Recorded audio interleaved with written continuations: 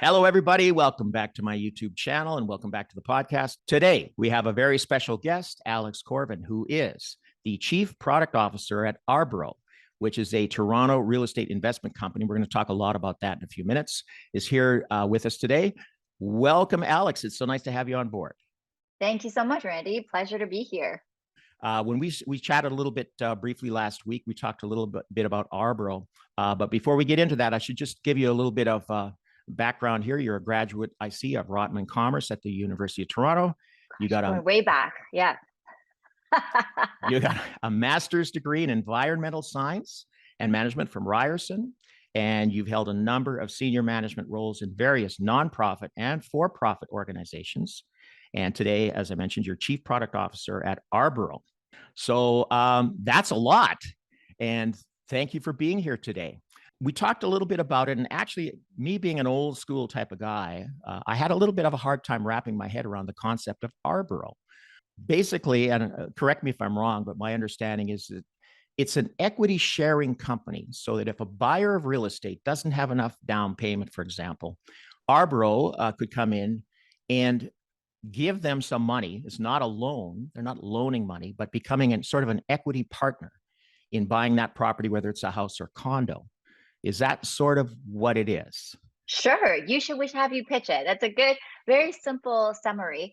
Thank you. We describe ourselves as professional co-ownership. Essentially, it's modeled after the idea of adults or just two parties who, I mean, this has been around for decades, where two households decide to purchase a property together and kind of Yes. cohabitate in a household. So they share the mortgage, they share the cost, they obviously share the down payment contribution. So Ourboro is modeled after that, but we say, instead of the headache of trying to find somebody who you may or may not know, share like a property together, we take that burden off. We provide you that down payment contribution. We're not going to set foot on your property, and you get to enjoy 100% of that property. In contrast, you take care of that property. You're 100% responsible for maintaining it, for the mortgage, the property Right. taxes, the insurance, but we provide that upfront capital. So the high level mandate of Ourboro, it's really recognizing that there's very much an imbalance in the market. You have investors who are looking to get into the real estate market for investment properties to rent out. They're in the market competing against legitimate home buyers who are trying to purchase a place for them and their families to live. And Right. that's just, I mean, that's one market force that's kind of problematic in terms of increasing property prices. Right. But we thought, well, what if we could create a tool where investors could pool their money, and instead of being landlords, that they could invest it in a fund where we use to deploy into helping home buyers get into the market.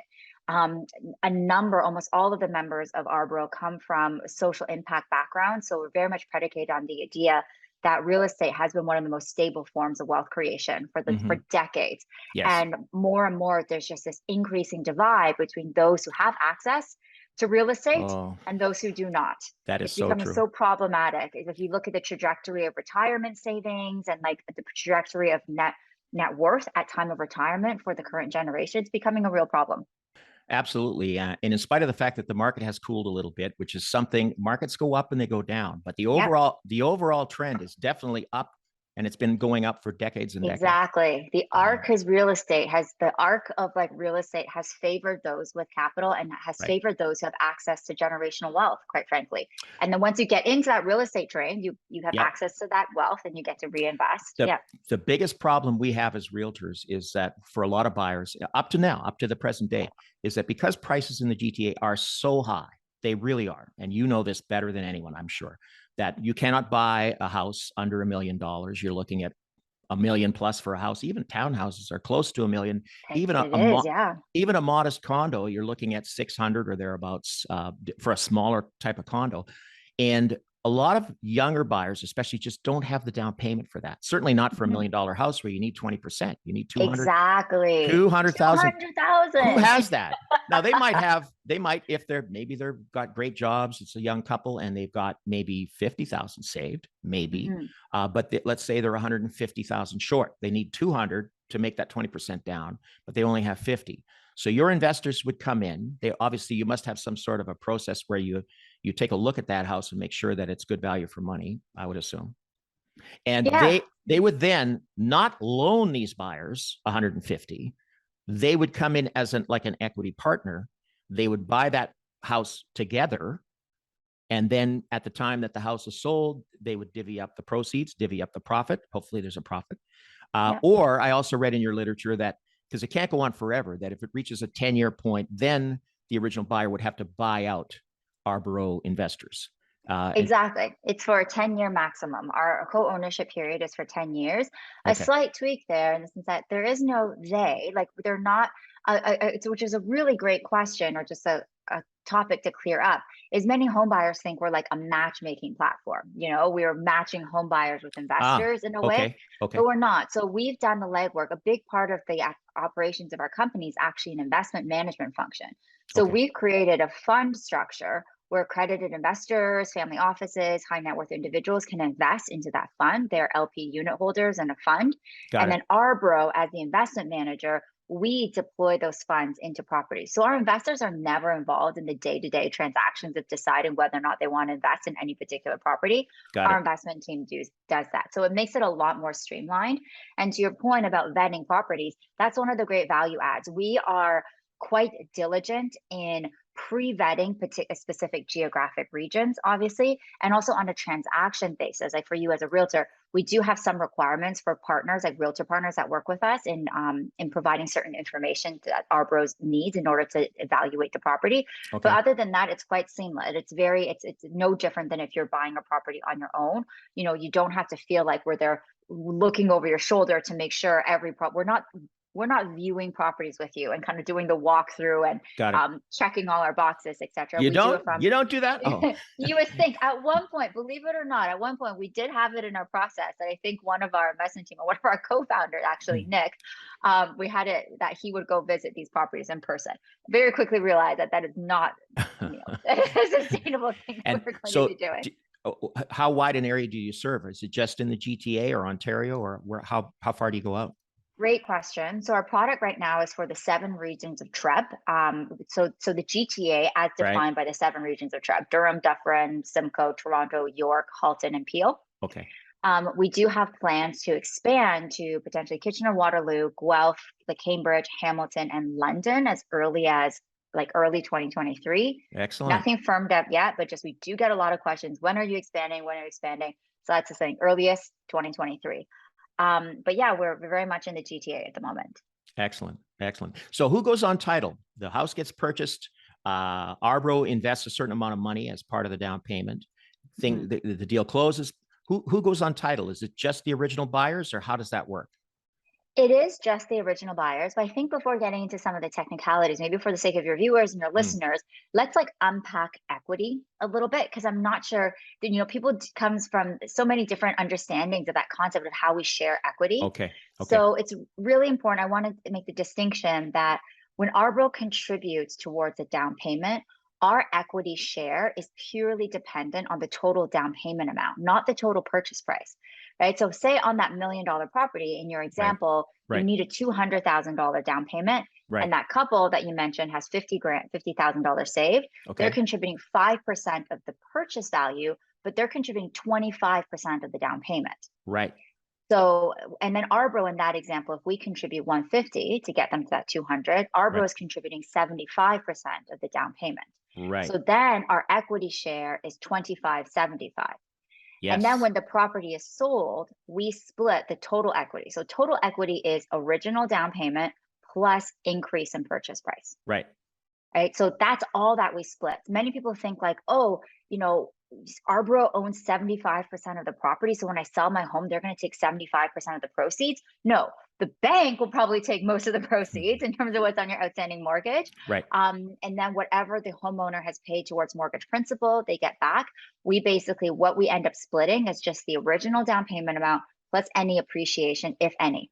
And if there hasn't been any appreciation, then we lose. If the property has decreased below what we originally paid for, then we lose our original down payment contribution amount as well too.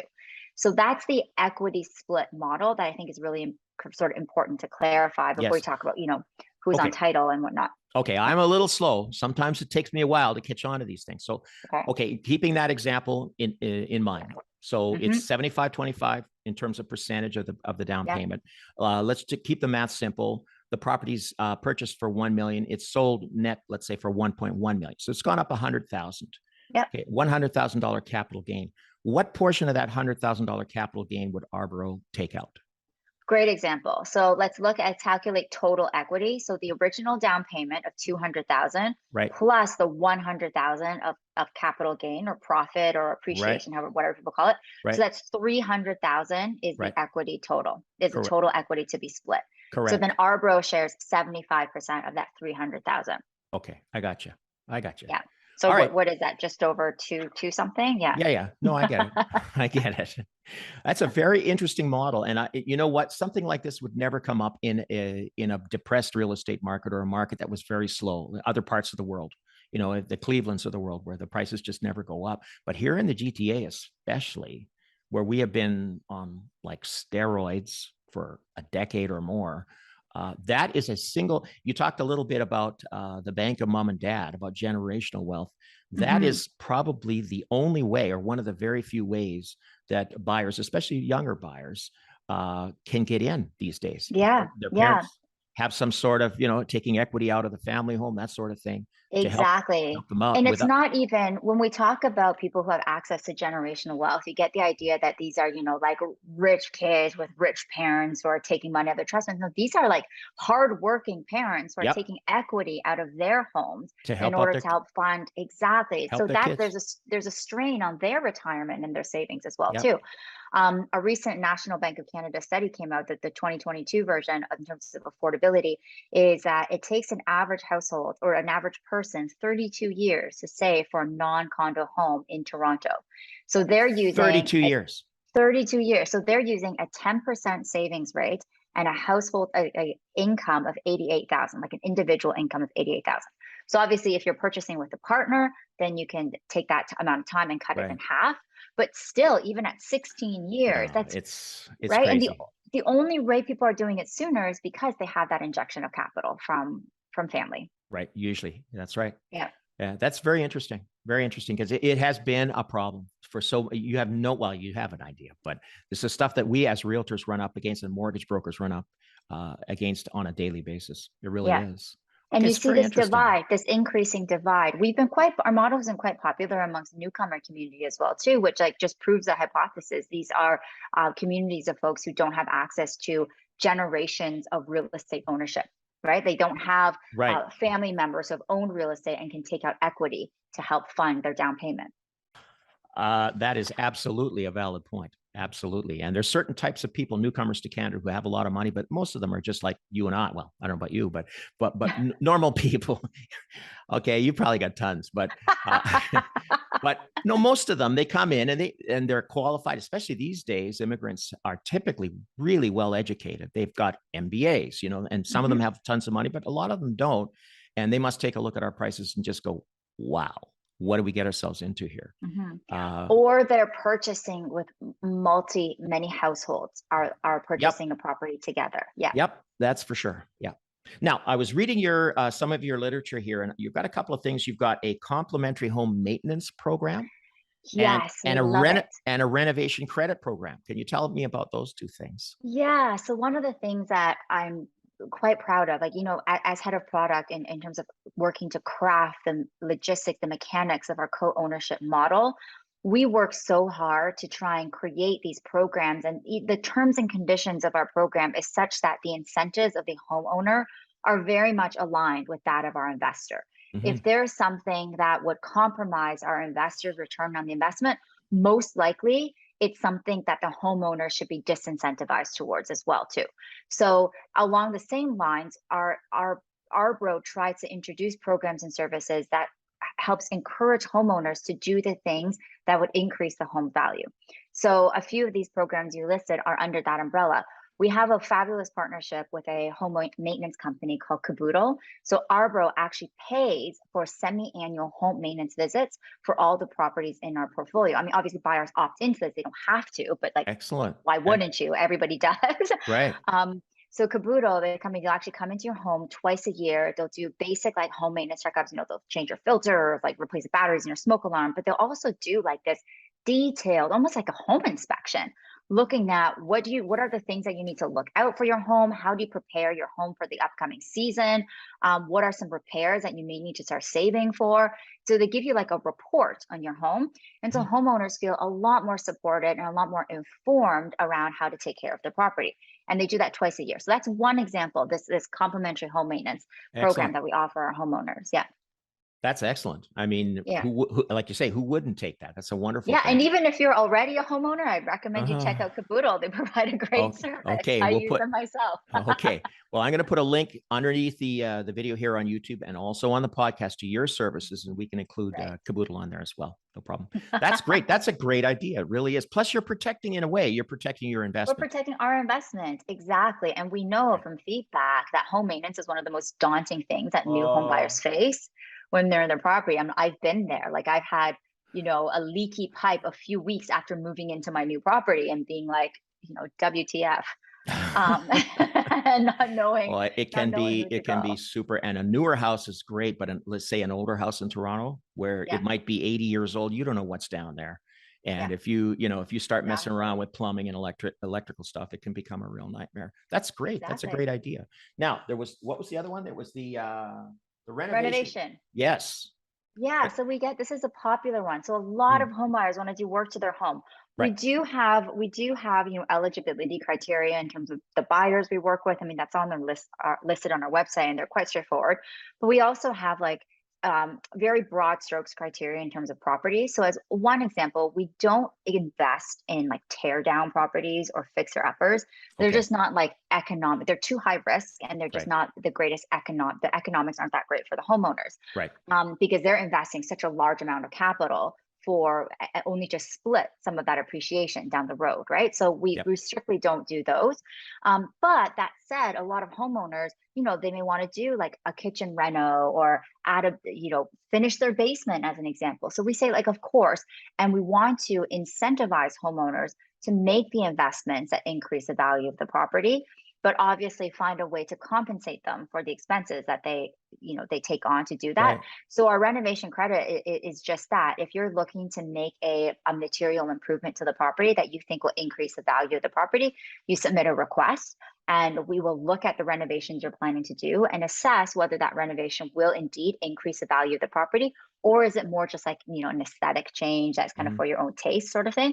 So if it does indeed contribute to the appreciation of the property, you could qualify for a renovation credit equal to the cost of the renovation, or it's like the lesser of the cost of the renovation or the property appreciation, but nonetheless there's That's a credit.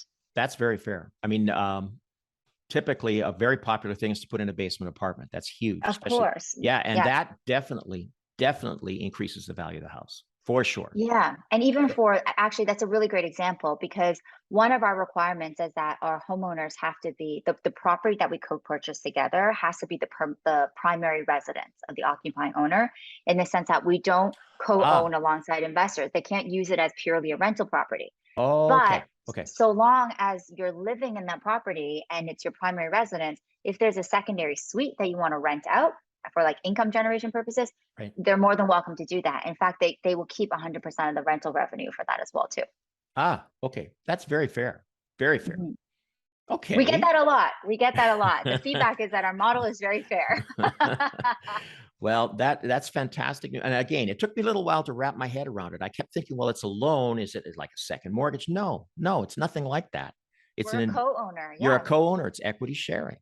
Mhm. That's a And great. it's Go It ahead. is. Yeah. It's new. It's new. And so it's not just you though, Randy. Like it does take most people some time to wrap their head around it. A lot of people think of us as like, okay, how do I pay you back? What's What's the the catch? interest? What's What's the the catch? catch? Yeah. What's the fee? Well, I mean, the catch is it's not forever. It's for 10 years, right? Right. So Right. you need to sell the property prior to 10 years, or you buy out Ourboro share. Right. And another catch is like, because you're living in the home and then you're enjoying 100% of it, you are responsible for taking care of it. Like the maintenance costs, the property Right. taxes, that's your responsibility. Right. But you're also getting the benefit as the owner. You're living in it. So there's your benefit Exactly. right there. Exactly. Yeah. Right. And we don't charge you rent. If you co-own a property with a friend and they don't live in it and you do, most likely you will be paying your friend rent for Of their share of the property. Of course. Of course. Yeah. Yeah.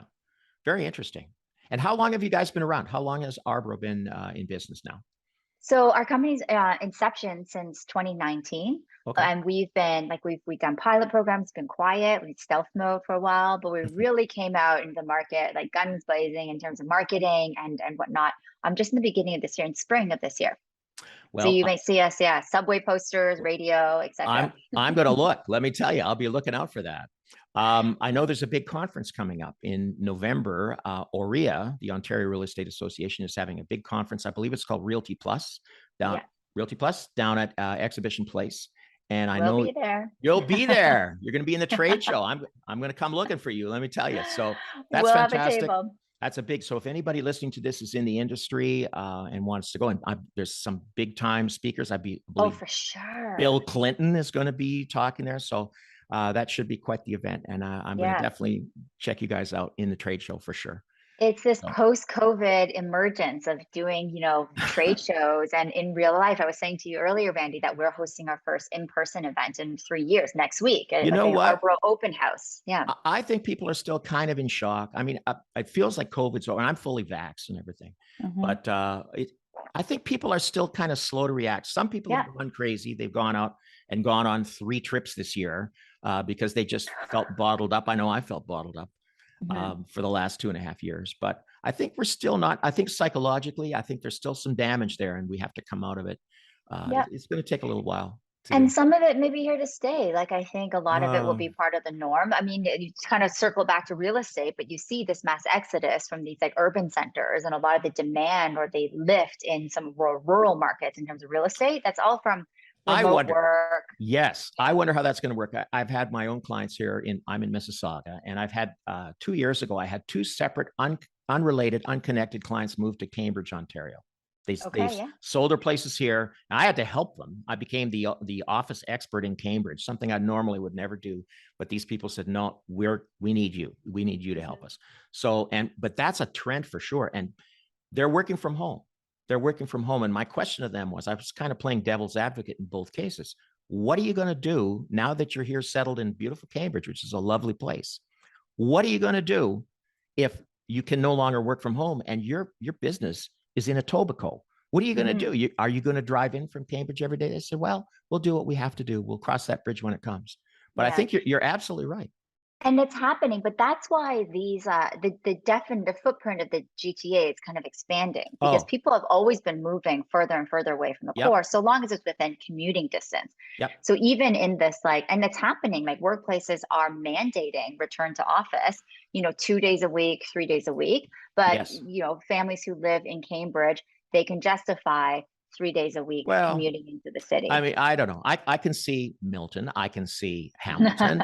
I can see places that are still part of the GTA. But when you get past Hmm. Guelph, you get to Kitchener and Cambridge and Brantford and places like that. Hmm. I don't know. I wish them luck.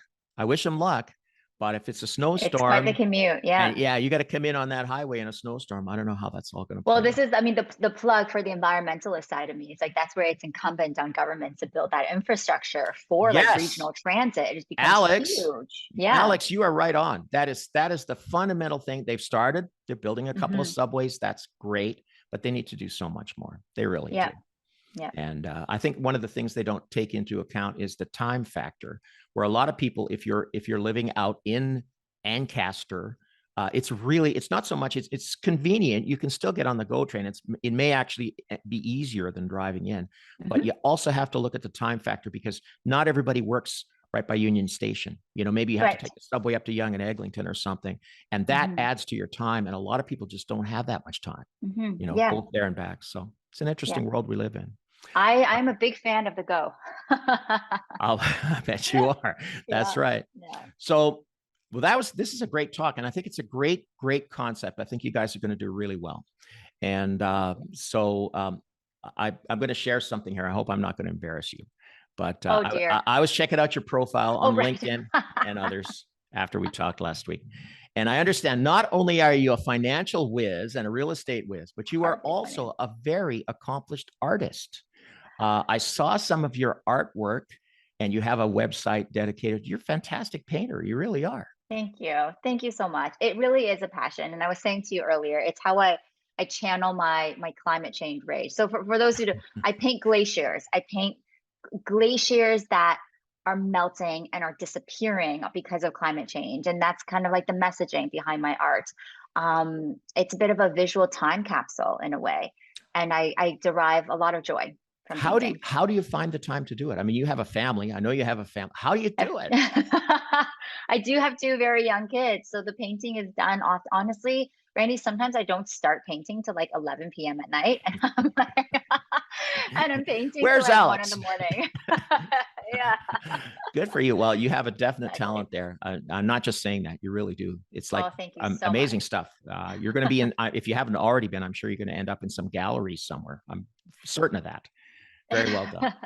So there you go. There you go. And I'll, at the trade show, bring along a few paintings. You'll probably sell a few while you're at it, you know. I just got to figure out a way to merge this climate change interest with the real estate piece, where there is actually a lot of intersection. There's a lot of things to do. Like in Ontario, residential emissions, like emissions from household heating and cooling, is the largest contributor to greenhouse gases. So there's a lot of opportunity there. Yeah. Yeah.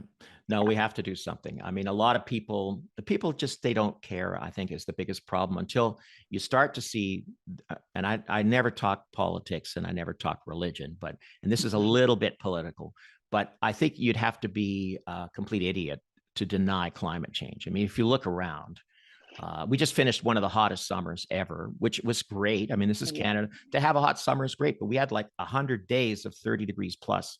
The wildfires and then the flooding and then now the hurricanes that are just hitting. It's one thing after another. And so we have to do something. We really do. Because if we just sit back, it's just going to go down the tubes, I think. So yeah, I'm with you on that. I really am. Well, on that happy note, sorry, but no, maybe I should start a different channel and talk about the environment. But no, it's true though. And for those of us, you know, who are just sort of, you know, business people, just citizens, I think there's much more awareness out there than most people realize. Yeah. I mean, you have to be aware, especially if you have children. You start to think, well, what's going to happen to them? Can you imagine if we lived in like Arizona or something when it's like 120 degrees? Summers aren't so fun there. No, they're not. They really are not. Anyways, like you say, on that happy note, Alex, it's been a pleasure. It's been a real pleasure. Thank you so much. Likewise. Yeah. Anytime you want to do this again, anytime you want, we'll sure. fit Well, you in, we can chat specifically about climate change. Yeah. There you go. There's a great idea. Okay. So listen, thanks again. And once again, folks, I'm going to put Alex's contact information right underneath the video here and also on the podcast. And we'll take it from there. So have a wonderful day. Thanks for coming on board. Thank you. Okay. Thank you. See you again. Bye. Bye. Okay.